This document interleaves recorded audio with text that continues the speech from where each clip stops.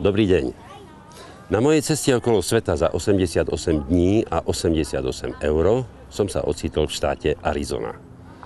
Predtým, ako vám ukážem Grand Canyon, vám však chcem predstaviť stavbu, ktorá bola svojho času najvyššou na svete.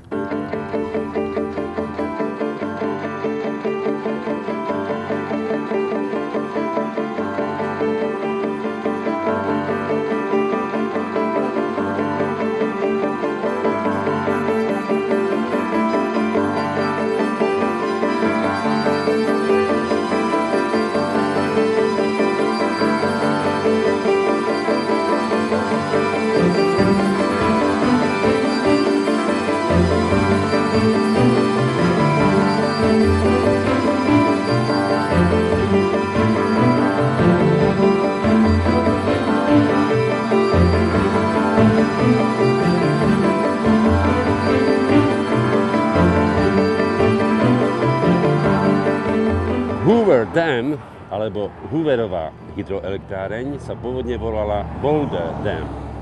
K premenovaniu došlo v roku 1947. Hoover bol 31. americký prezident a mal veľkú zásluhu na tom, že sa toto veľkolepé dielo realizovalo.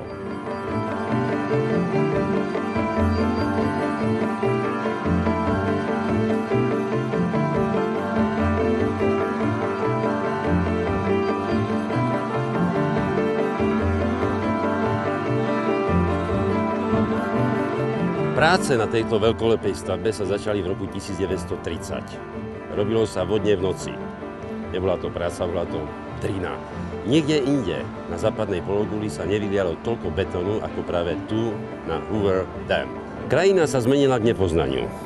Voda sa dostala do údolí, ktoré boli predtým vyschnuté, ktoré pripomínali skôr púšť. Na rieke Colorado, kde sa zablokoval vstup do Čierneho kaňonu. Prakticky ihneď sa zmenil život v celom okolí. Táto voda ovplyvňuje teraz 14 miliónov obyvateľov Nevady, Arizony, Kalifornie aj Mexika.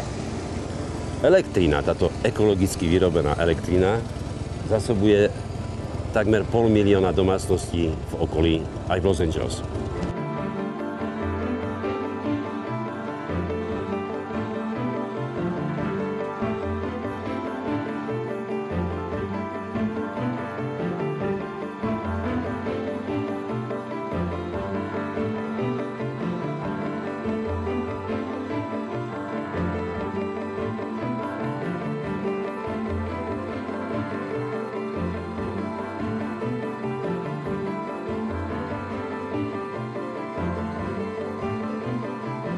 Tak to bolo dnes z Arizony všetko. Uvidíme sa zajtra o takomto čase.